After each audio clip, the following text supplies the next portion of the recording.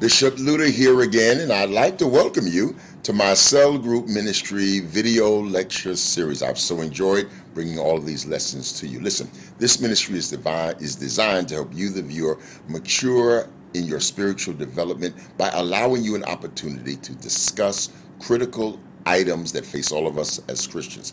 In terms of our format, this video lecture will last from 8 to 10 minutes and will close with me raising several questions for you to discuss.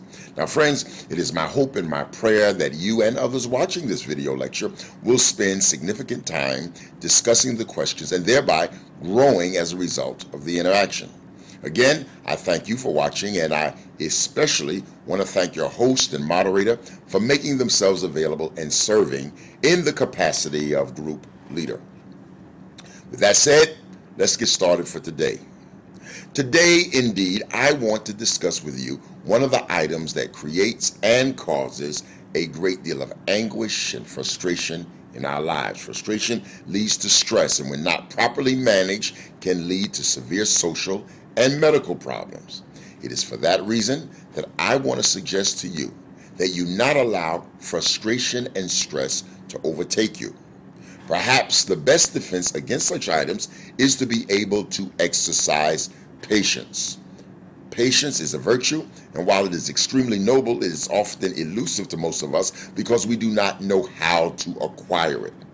There is no character in the Bible that better exhibits the virtue of patience than does the Old Testament figure of Job.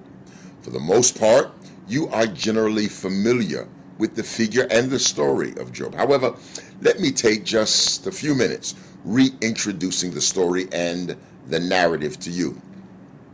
The predicament of Job is the result of a conversation that takes place between God and Satan. As a matter of fact, Job is literally minding his own business. The story of Job was written primarily because the general consensus at the time of Job was that suffering and grief was the result of some sin committed on the part of the sufferer or the parents of the sufferer.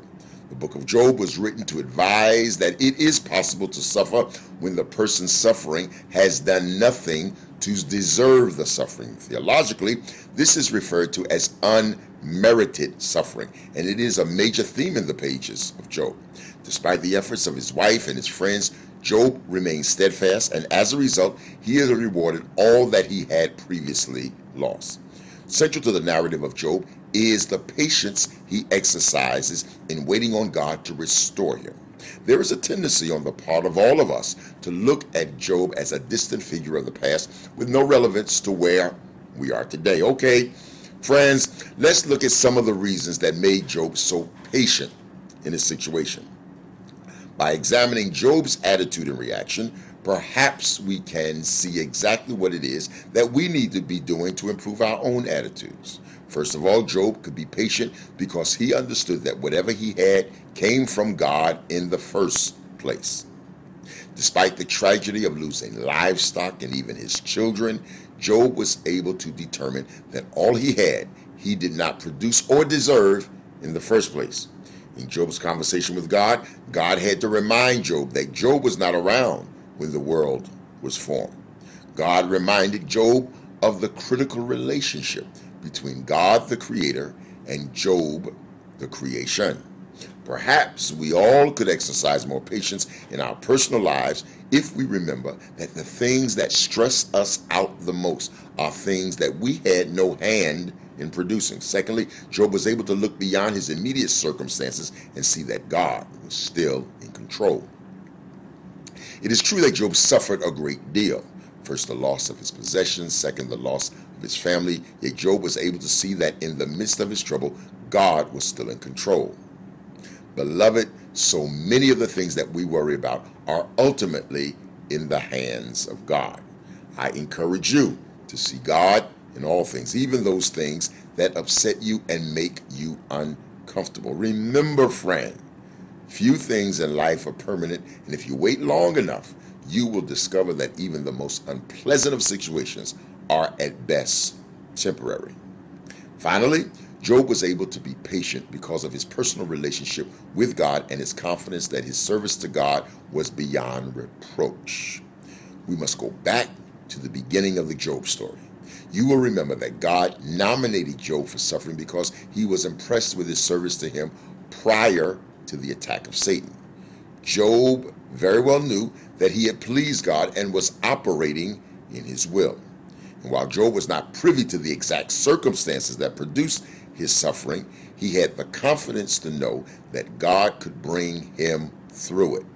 When our lives are turned upside down and we're not sure in which direction we should go, we can lean on our past relationship with God to inform us on what it is that God can do for us in the future.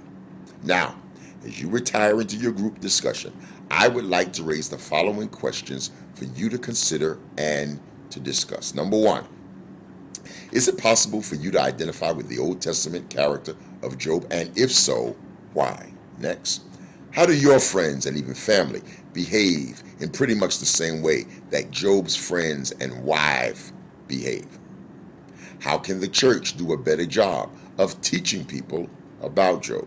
Next, discuss what specific kinds of things that you can do to remove stress and frustration from your life. When you're honest with yourself, do you see yourself as Job, or are there other characters that come to your mind? Okay, beloved, that takes up just about all of my time, and I want to thank you for yours. Again, I want to thank your host and moderator for facilitating this lecture and lesson, and I pray that you've been blessed by it. Until next time, this is Bishop Andy C. Luter saying, be kind to yourself and to each other.